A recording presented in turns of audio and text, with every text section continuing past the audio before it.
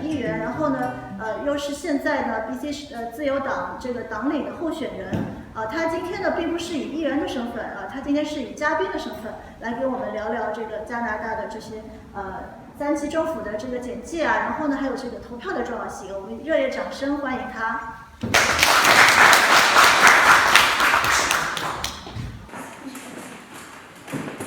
大家晚上好，我是李耀华，温哥华南加的省议员。I just want to thank the Wonju Society and Mr. Yu, Mr. Su, and Mr. Pak for their presentations today.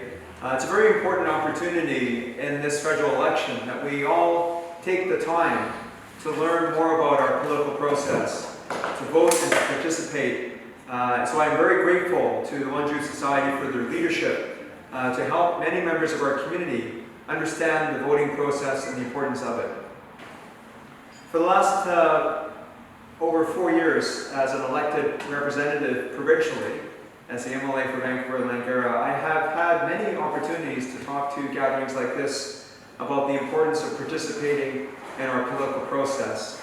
And I know for many, it's also about how their children can be involved and how young people can be involved in our process. I started as a young person in student government and in the community working with youth at risk, and also working as a political staffer, first for the federal Minister of Justice, Kim Campbell, back in the early 90s. And so having worked at all 3 levels of government, both in Ottawa for the federal government, provincially now as a member of Legislative Assembly, and also working to support various municipal councillors and mayors running for office, also supporting other provincial and federal candidates, you know that when you see election campaigns, they're very busy times. Many candidates trying to present themselves to you with their information that comes online through some of the excellent work of the Go to Vote Canadian Community, Chinese Community Association in terms of Ivan and Ali's participation and Dao Ping's leadership. Very important that we all understand how do we vote in this process, but also you see in terms of the signage, the materials that come through your mailbox, how we also understand the various candidate positions in the federal election. And so at the federal level of government, of course, you know the importance of that government. This is the current election, is to elect the next Canadian government under the Prime Minister and members of Parliament, 338 members of Parliament, including here in Richmond, to represent you in Ottawa. And that primary function includes importance of policy around our global affairs. For example, I know that for many in this community, of course, the concern relating to China-Canada relations, that is what the federal government is responsible for.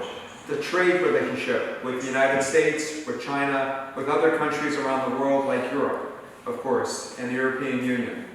Immigration, the importance of how do we continue to ensure that we have a pathway for young people, international students, family members, professionals, to build a better future in this country. National defense, in terms of how do we defend ourselves, and you've seen, of course, with the removal of the military presence in Afghanistan, for example, another example of the Canadian international reputation. That is what the federal government is responsible for. And you've also seen examples during this federal election of the federal government relating down into policies in the provincial or municipal jurisdictions as well. All 3 levels of government tend to work together on some other issues like housing, for example. So the federal government, well, at least many of the parties have talked about stopping foreign ownership of real estate properties for 2 years. That's an example of a federal government initiative by the federal parties that they're relating down into the housing situation, and as you know, many people are looking for affordable housing. That is also a focus for provincial and municipal governments. Another example is in childcare. The federal government has committed many dollars towards funding of childcare spaces. And that again is done jointly with the provinces. So these are just two examples of overlapping jurisdictions between the federal government, provincial and municipal governments. At the provincial level, which is the level that I am a representative for Vancouver-Langara provincially, the primary focuses include healthcare. More than 52% of the provincial budget is devoted to ensuring your hospitals, your seniors care, your emergency care, obviously access to family physicians and specialists all over this province. A second key area is education in terms of our universities, our post-secondary institutions, including training institutions like Kwantlen Polytechnic University here, Langara College, which is in my riding, and of course all of the high schools and elementary schools, and then you get into early childhood education like childcare.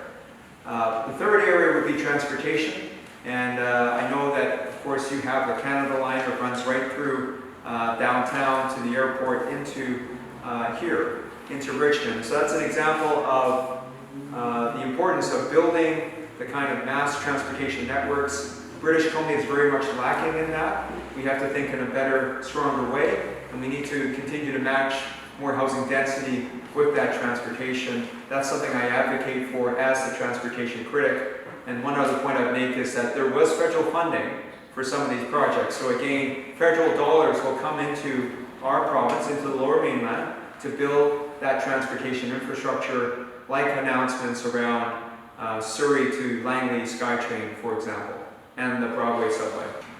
At the municipal level, you see the importance of the general services like garbage pickup, the general roadways in terms of traffic. There's also police and community safety jurisdictions under local police authorities. And again, there are three levels of that as well, but on the municipal side, that's what you tend to expect from your municipal governments, and the zoning requirements around building housing. So here in Richmond, as you see with many of the housing development projects, the municipality is responsible for determining the level of density to be creating the mix of family and rental housing, which is very important that we have. So you can see that there's much overlap between three levels of government to work together in different ways. But certainly municipal governments also will look at your parks and your local school board jurisdictions as well. So with this federal election, you can see how important it is to vote. Your vote does matter. It's very important that you have the right to vote for those who are Canadian citizens and have the opportunity to help educate others.